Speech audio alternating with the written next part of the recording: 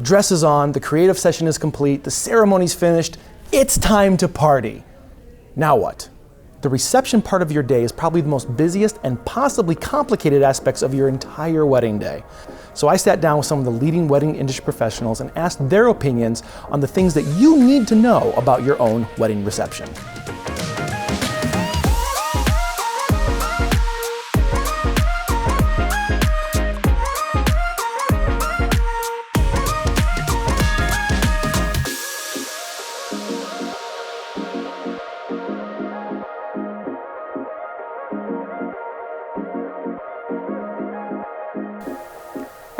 Also expect this to go by really fast because it's going to go by in an instant. When you think I have 6 hours, all of a sudden it's done. So really do take the time to look around, to realize it's happening.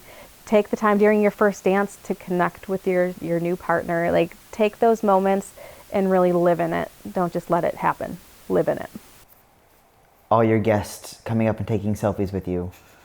Yeah. Trying to hug you, trying to talk to you. Everybody is going to want to talk to you. Mid-bite, you're eating your steak and they're in your face trying to get a picture. Right. And I think it's a lot of not being upset that they're doing that.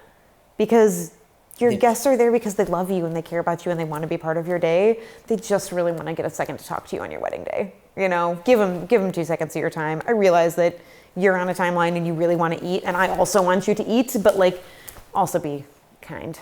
Just be kind. I'm just going to throw this in. Don't stand up and just give a speech. Oh my gosh, you're right. Make sure you talk to the DJ or band. Make sure you talk to the photographer, videographer, any of the vendors, because soup might be coming out, and then you speaking, no one might hear it. Or the soup stays in the kitchen because the kitchen reacts and then the soup gets gets cold. cold. Or the videographer and the photographer aren't even in the room. So, and then you're never a part of their memories of the day. At the same point, maybe the bride and groom don't want 100 people giving a speech, so please be respectful of that. It's their day. When it comes to the reception, we try to make sure that our clients are aware of everything that might happen.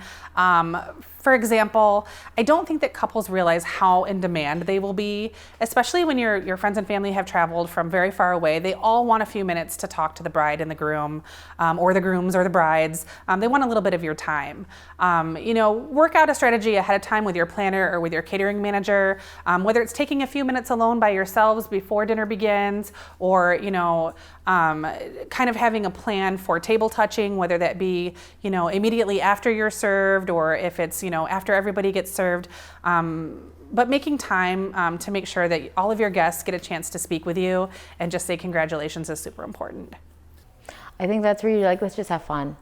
Let's say hi to everybody who here's with us. Let's be grateful to have this wonderful group of friends and family with us, and just kind of letting all that pre-prepping, just letting it go, getting, on the dance floor, just having a great time, really it should just be fun and just embracing your family and your friends who are there with you, I always tell the bride and groom that it's their day. Let me worry about all the little details so they can enjoy their event.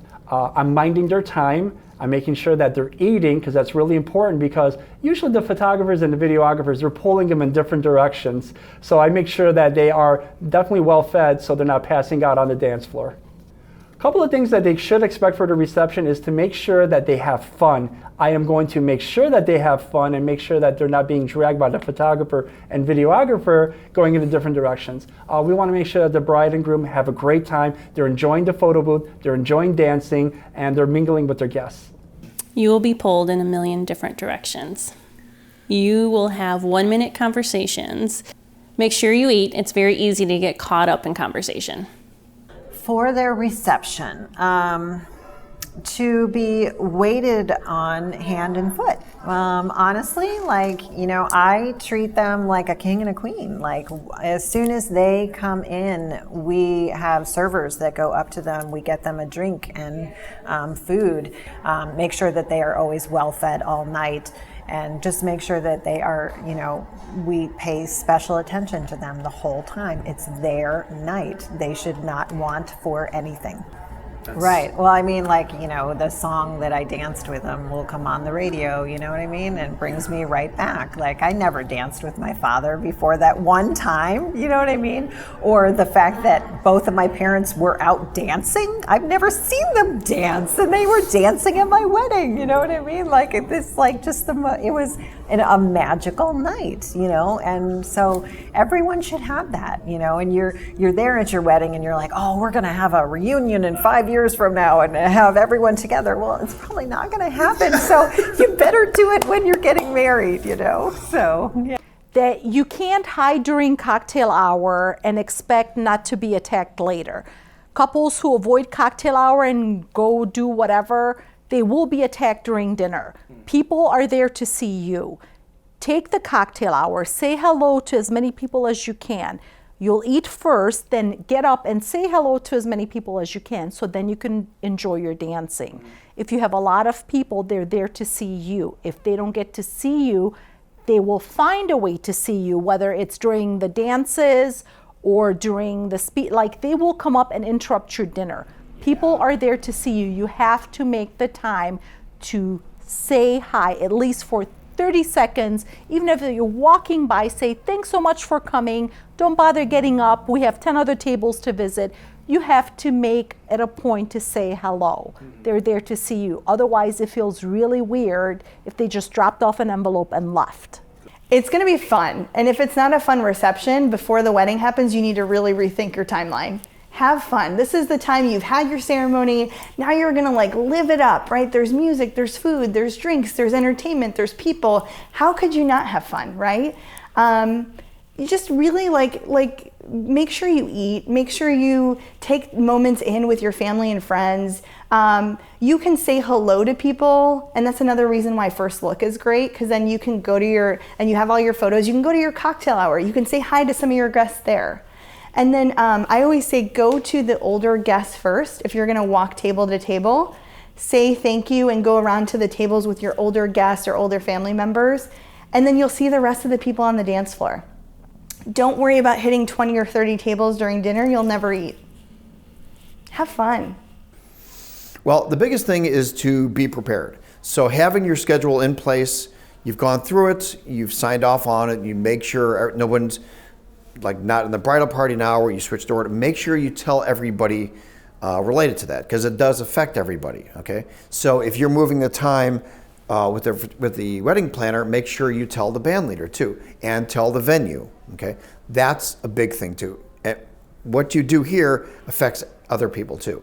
So make sure you have that stuff set up. Double check certain things to make sure, walk through the schedule again mentally, so that you kind of know, okay, now we have this is coming up here. And if you have a planner, they're going to help you with that kind of stuff as well. And I think now is the time to really trust your vendors, hire who you trust and trust who you hire. This is the time where getting good quality vendors is really going to pay off for you, because you need to be in the moment, be there for each other, your family and friends, get out, do dancing, listen really well to people giving toasts, people that you haven't seen in a long time. Really be there for that person and having that conversation, and really, just think about giving love the whole day, and celebrating and being in the moment. So when they're doing some great dance song and all your friends are out there, try to be involved. And if you want to get people dancing, first of all, hire a great band. Second of all, dance yourself. Okay, that's really important too. And be a little bit flexible and look for just positive things. And if things kind of adjust a little bit, know that you've got great vendors that are going to adapt to that and make sure everything's taken care of. The fastest way to get everybody dancing is for you to be out there dancing, because people want to see you happy. This is your day. The happier you are, the happier they're going to be. So if you're in the middle of the dance floor, everybody's going to be like, wow, this is where it needs to be. They're going to follow your lead. So if you want to get people dancing, dance. a warning, like a disclaimer, you have to go around and say hi to everybody. So you better get comfortable talking to that aunt and uncle that you've only met when you were 6 years old. You might have a couple awkward conversations. You may not even remember everybody's name if they're from your fiance side of the family or a distant relative you haven't seen. So that, I think, is something that a lot of couples forget about. They are just ready to have fun and be with their family and friends and dance, but you still have to do that etiquette of saying hi to everyone, and it's daunting. Your timeline will not go exactly according to plan, and that's just the nature of how things work. Your speeches may take longer than you thought they were going to, or maybe your best man or maid of honor got a little nervous and cut their speech short. So just be okay with going with the flow and knowing that we are watching for all of those cues, and we're going to do things when we know it's the right time. I got married at the Blackstone, and they have a really awesome Spanish restaurant that does their catering. Okay. And I love paella. It's like my favorite food. So they were like, oh, we'll make you paella if you want. You know, it wasn't on my wedding menu or anything, but they made me paella. And I think I took 2 bites of it. And it was so sad. I think about like eating that paella sometimes. Right, so take the time to eat your food. Eat your food. The reception to me is like the easy part, because the ceremony, once the ceremony's over, I mean, there's only 2 people that are on point, and they're going to be on the spot after that, or whoever, you know, if there's other people giving speeches. But basically, everybody who's not giving a speech, you just get to have fun. So at the reception, I would remember that it's your wedding. So you don't necessarily, you can hang out back and smoke cigars with your buddies on any Tuesday or Saturday. You don't necessarily, you know, be present, be a part of it. People came to your wedding, you know, right? So at least try to make your rounds. I know that doesn't sound too old manish, but you know, go talk to everybody. Try and make it a point to talk to every single person that's at your wedding. Man, that's just the right thing to do, you know? You might not start on time. People could be late, so make sure everyone knows where they're going.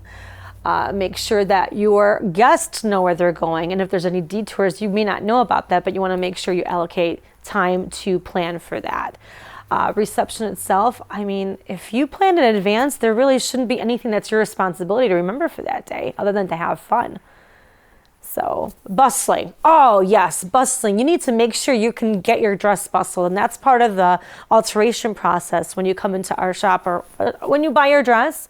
Once you get your dress, the alterations, they're going to try to bustle your dress. What is a bustle? They pull the train up so that you can dance in it. So that you know, you want to make sure that one of your bridesmaids or a couple of your bridesmaids know what they're doing after a couple drinks, that they know how to put your bustle together so you can, you know, dance, walk in and dance comfortably at the day of your wedding. Just have fun though, otherwise. As hard as this is, try not to have too many expectations, because when people get a microphone in their hands, you never know what's going to come out of their mouth. As much as your vendors will try to prep them to do the right thing and say the right thing, you never really fully know what's going to happen.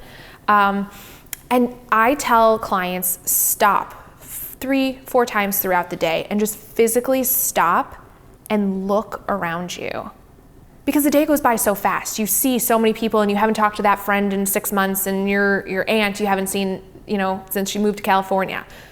You're gonna talk and do all those things, but you're not gonna physically stop unless someone tells you to, and just look around you at all of the people that have come to celebrate you on your wedding day.